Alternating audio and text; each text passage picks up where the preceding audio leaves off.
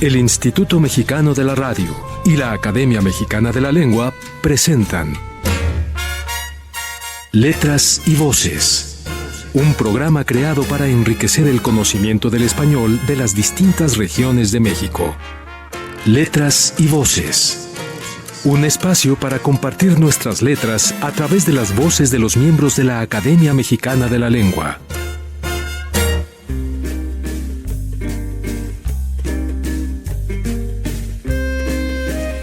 Sean ustedes bienvenidos a su programa Letras y Voces, que se escucha cada 8 días en las frecuencias del Instituto Mexicano de la Radio. Este es un programa de la Academia Mexicana de la Lengua y del propio instituto para hablar sobre diferentes temas, para hablar sobre asuntos que tienen que ver con la Academia Mexicana de la Lengua, su quehacer y diversos temas que se relacionan con esto. El programa de hoy vamos a dedicarlo a hacer un homenaje a don Gustavo Couto-Lang. Él falleció el pasado 7 de febrero de 2015, fue ocupante de la silla 36ª de la Academia, y para hablar sobre él, sobre su vida, sus acciones, sus trayectorias, pues tenemos a dos académicos, don Tarcisio Herrera, que él es el ocupante de la silla número 4, y también don Adolfo Castañón. Les doy la bienvenida a ambos. Muchas gracias, Alicia Ibargüengoitia, por tu bienvenida. Gracias al equipo de producción del Instituto Mexicano de la Radio, animado por Carlos Serrano, a los auspicios de la Academia Mexicana de la Lengua, dirigida por nuestro amigo don Jaime Labastida, y en la dirección adjunta don Felipe Garrido. Gracias también a don Tarcisio Herrera por su presencia aquí, y a todos y cada uno de ustedes, estimados y queridos oyentes, en este programa que vamos a dedicar al evocar la memoria de don Gustavo Couto-Lang, que, como ya se dijo, fue el cuarto ocupante de la silla 36ª, en la cual lo precedieron Manuel Toussaint, el historiador del arte, don Octaviano Valdés, también sacerdote y escritor, el filólogo Luis Astey y el propio después don Gustavo. La silla, cuando se retira don Gustavo el 16 de enero de 2013, dejó el lugar a que fuese elegida doña Rosa Beltrán, que en algún momento dado nos acompañará. Pero yo quería evocar a don Gustavo, quien llegaba a la academia siempre de muy buen humor, muy puntual, muy bien vestido y con un destello, digamos, de jovialidad. Esa jovialidad que tiene que ver con la madurez me lleva a leer un párrafo del propio don Gustavo en su discurso de ingreso dedicado a don Octaviano Valdés y su novela Tembleque, donde dice Gustavo: con la sana madurez psicológica de nuestra autorrealización de cada día, se desprende la paz interior y el vigor encontrada en la senda de la integración personal. Esta pequeña frase le sirve a don Gustavo para trazar el perfil del padre Tembleque y decir cómo el padre Tembleque en realidad pudo hacer esa hazaña del acueducto de Otumba en parte gracias a su sonrisa. Y don Gustavo era un hombre sonriente, como lo sabe y atestigua don Tarcisio, y muy amigo de este otro humanista, escritor y sacerdote, don Octaviano, quien tenía una institución de el mate, del cual nos hablará en algún momento dado Tarcisio. Pero yo quería regresar al tema de don Gustavo como maestro, y no solo como maestro de latín, sino también como maestro de idiomas, por ejemplo, maestro de francés, y creo que don Tarcisio tiene alguna tinta en el tintero para que podamos evocar este retrato, hacer este retrato. Tarcisio, por favor. Sí, muchas gracias. Sí, desde luego, todo el mundo decía, pues el padre Couto-Lang debe ser una eminencia en el francés. Dice, me sirvió el que me haya nombrado profesor de francés para consultar a mi papá, que él sí hablaba francés, ya la generación de don Gustavo ya no lo cultivaba tanto, y entonces todo lo que él le enseñara era felicidad, era entusiasmo, era realmente amor a su carrera. De modo que así algunos ejemplos de las coplas que escribimos a fin del siglo pasado, cuando estuvo celebrando sus bodas de oro, aluden, por ejemplo, a equívocos. Las primeras confusiones que tiene el que empieza a aprender francés. Rasurar no es rassurer, muy pronto nos advirtió. Marearse no es se marier. Chato no es chat ni chateau. Por quitar no uses quité, y acosté no es acostar. Caché indica esconder, no lo uses por cachar. Si quieres decir cerrar, no digas cerré, mejor di enfermé, que nadie usó en sentido de enfermar. No utilices demandé para decir demandar, ni tampoco uses tombé en sentido de tumbar. Y aquí insertamos unas célebres juego de palabras que le adjudican a algunos de los reyes de Francia. La pulga sigue a Epicuro, pues piqûre es su piquete, y el piojo sigue a Epicteto, que es de los que piquetete, que así hacían sus juegos de palabras entre los condes y el rey, que tendría buenos asesores para el famoso el piojo sigue Pictete, que es de los que piquetete, y descuidado es ensuciant, no lo uses como ensuciante. Fue arquitecto Pierre l'Enfant, no es igual que Pedro Infante. y así entonces todo mundo decía, y ya sabíamos que aún aprender un idioma, que puede tener sus momentos difíciles, puede también tener sus momentos felices, y con él aprendimos a cultivar el francés, aunque él curiosamente era texisco y era letus in lingua latina loquenda. Claro, esto me lleva a mí, Tarcisio, a decir que uno de los libros más eruditos escritos por don Gustavo es este que tengo entre las manos, dedicado al traductor de Landívar, Federico Escobedo, que tengo curiosamente en un ejemplar que compré en una librería de viejo, con la propia firma de don Gustavo, al licenciado Rodolfo Mercado, afectuosamente el 15 de diciembre de 73, Gustavo Coutolin. Y en este libro hay un despliegue de sabiduría lingüística, porque este humilde y amistoso don Gustavo Coutolin Cortés era un león en relación con el dominio de las humanidades clásicas y el dominio tanto de el griego, el latín, pero también el castellano. Él aquí hace una explicación del traslado que hizo Federico Escobedo de este gran poema, La Rusticatio Mexicana de Landívar, pero al hacer esa explicación, en cierto modo nos va dando cuenta de la profundidad, de la riqueza de nuestro idioma y también del idioma latino. Tú conoces muy bien este libro, Tarcisio, de Federico Escobedo, escrito por Gustavo Coutolin. Desde luego. Y lo curioso es que este ejemplar del que nos dices que encontraste en venta, porque se lo había dedicado a Rodolfo Mercado, pues Rodolfo Mercado era uno de sus subdirectores cuando don Gustavo Coutolin fue director del bachillerato del Seminario Conciliar de México.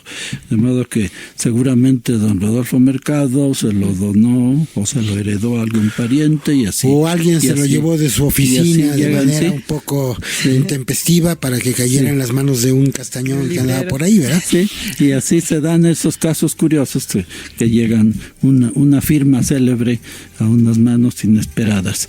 Pues respecto Federico Escobedo sucedió algo curiosísimo. Otro académico, el correspondiente en Puebla, don Sergio Fuentes, Sergio Fuentes.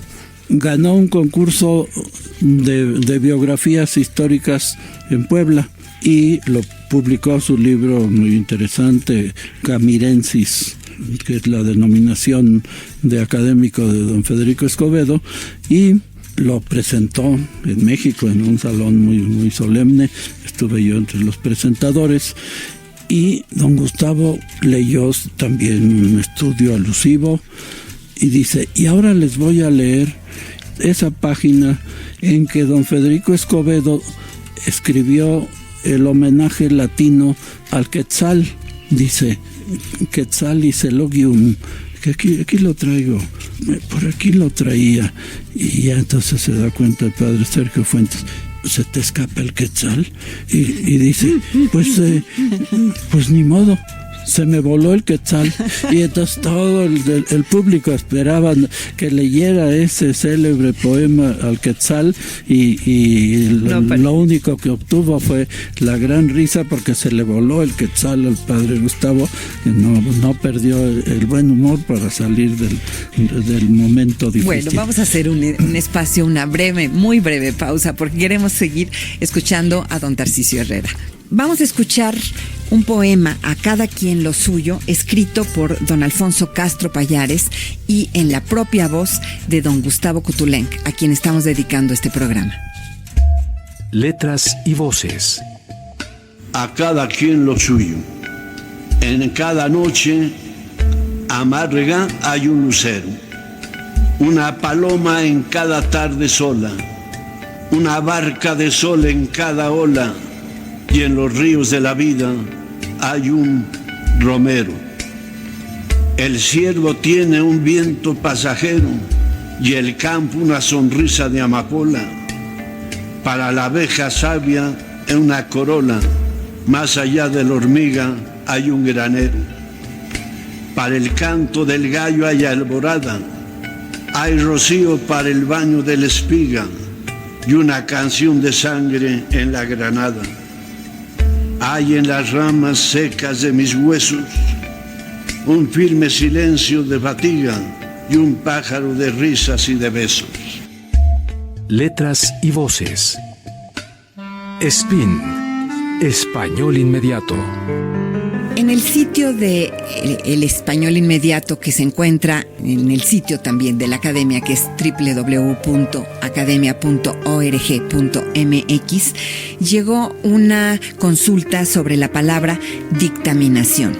Y la respuesta es así. La voz dictaminación es correcta y designa la acción o efecto de opinar y emitir un juicio que se forma sobre algo. Por ejemplo, la dictaminación se llevará a cabo la siguiente semana. En el ámbito jurídico, dictaminación significa parecer técnico de un abogado acerca de un caso que se le consulta, sobre todo cuando lo emite por escrito. De acuerdo con el Diccionario para Juristas de Juan Palomar, dictaminación es un mexicanismo. La palabra empleada en español general es dictamen. Español Inmediato. Otra de las consultas que se hicieron por parte de usted a el sitio de El Español Inmediato es acerca de la palabra butaquito. Existe una versión veracruzana de la canción Cielito Lindo, también conocida como El Butaquito. Esta palabra es el diminutivo de butaque, que es una voz de uso rural que significa asiento individual con patas de tijera y armazón de una sola pieza, curvado y forrado, generalmente de cuero. El fragmento de Cielito Lindo en que aparece esta voz es el siguiente. Saca tu butaquito, cielito lindo, y siéntate aquí, que te quiero ver sentada, cielito lindo, juntito a mí. Para cualquier duda acerca del español, visite el sitio www.spin.org.mx. Ahí encontrará respuesta. Está escuchando Letras y Voces. Continuamos.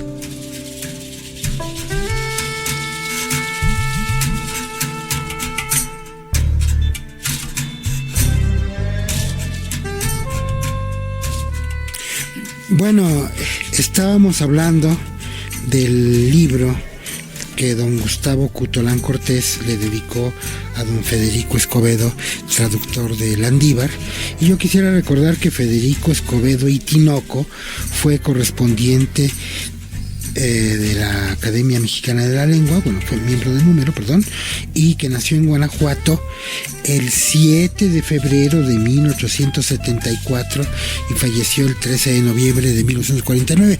Y recordar la pequeña coincidencia de que don Gustavo falleció un 7 de febrero de 2015, y quizás a nuestros amigos, como por ejemplo a Mauricio Beuchot, esta coincidencia le parecería singular. Don Mauricio Beuchot fue también uno de los discípulos y amigos de don Gustavo Coutolán, y estaba yo diciendo, o estaba don Tarcisio estaba evocando la figura de este amigo Sergio Fuentes, que es correspondiente por Izúcar de Matamoros, y él estaba haciendo esta anécdota en relación con la exposición que había hecho don Gustavo sobre la traducción de don Federico Escobedo del poema de Rafael Landívar, que es uno de los poemas centrales, yo creo, de la cultura mexicana, de la conciencia mexicana y del paso de la cosmovisión, digamos, helénica al injerto entre nosotros. Y creo que en su libro sobre Federico Escobedo, don Gustavo entra de lleno en este diálogo, digamos, de las Arcadias. Tarcisio, ¿qué nos podías hablar de esta devoción que tenía don Gustavo Coutolán por Landívar y por Federico Escobedo? Desde luego eran los grandes árcades mexicanos en esa época en que había pasado el régimen juarista y toda la serie de los liberales anticlericales. Se decía, entre tantas cosas, que la iglesia no cultivaba, no desarrollaba cultura, y entonces varios eclesiásticos dijeron: vamos a demostrar que los mexicanos pueden obtener honores internacionales culturales como el mejor, y estaban entre los más gloriosos árcades europeos, los árcades mexicanos, Federico Escobedo, Joaquín Arcadio Pagaza e Ignacio Montes de Oca. De Ignacio Montes de Oca, que fue obispo de San Luis Potosí, se cuenta esta anécdota, que le dijeron: venga usted, la Real Academia Española lo va a financiar para que venga a predicar en San Jerónimo el Real con ocasión del tercer centenario de la publicación de Don Quijote. Y entonces acudió don Ignacio Montes de Oca, llegó de San Jerónimo el Real, se inclina ante el altar mayor y se queda ahí un momento. Pasó algún minuto y entonces algún asistente dice: ¿qué se le ofrece, monseñor? Es que no me dijeron en qué idioma dijera mi sermón.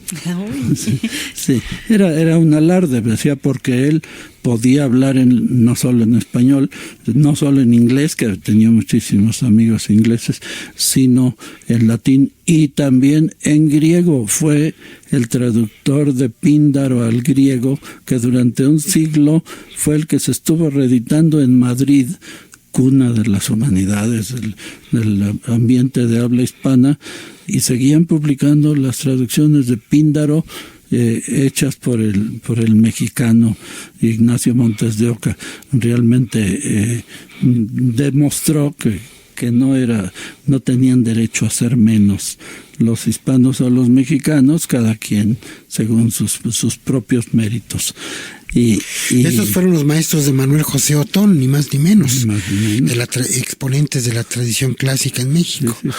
Sí. Y qué sé yo, don Manuel Gutiérrez Nájera no tuvo estudios muy formales, pero dice: pero necesito saber, pues, por lo menos latín.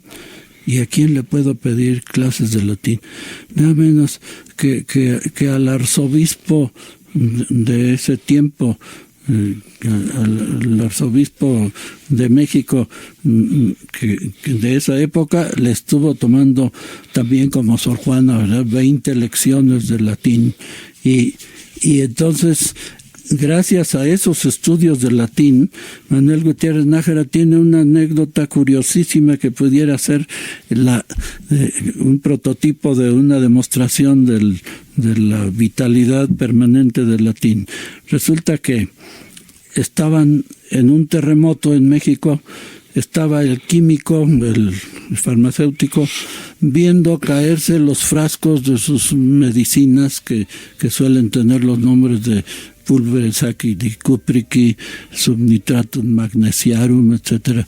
Y entonces ve el químico que cae su frasco, pulveres acidicuprici, y en eso ya están unas viejitas hincándose en la puerta. Ora pro nobis, subnitratum magnesiarum, miserere nobis. Y de esa manera estaba viéndose en vivo y ante el terror del terremoto la vitalidad del latín, no solo en ambiente eclesiástico, sino también científico, puesto que el científico veía los nombres latinos de los frascos que se le destruían.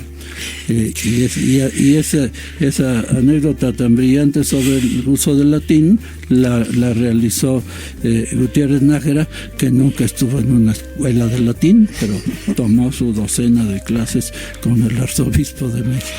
Podríamos quedarnos platicando horas enteras con don Tarcisio Herrera, tantas anécdotas, tantas experiencias que tiene, pero bueno, nos vamos a tener que despedir, Adolfo. Muchas gracias, Tarcisio, por este despliegue de anécdotas y de cuentos asociados a este tesoro que es la lengua, de la cual es custodia la Academia Mexicana de la Lengua, que auspicia este programa Letras y Voces junto con el Instituto Mexicano de la Radio. Te damos las gracias a ti, Alicia Ibargüengoitia, al equipo de producción animado por don Carlos Serrano, a todo el equipo de producción atrás con Jimena González Paz, Daniel Aspuru, a nuestro director de la Academia, don Jaime Labastida, y a todos y cada uno de ustedes, apreciados y queridos oyentes, y a las ondas del aire que transmiten nuestras voces. Agradecemos los controles técnicos de Sergio Vargas. Hasta la próxima. El Instituto Mexicano de la Radio y la Academia Mexicana de la Lengua presentaron Letras y Voces, un programa creado para enriquecer el conocimiento del español de las distintas regiones de México. Letras y Voces, un espacio para compartir nuestras letras a través de las voces de los miembros de la Academia Mexicana de la Lengua.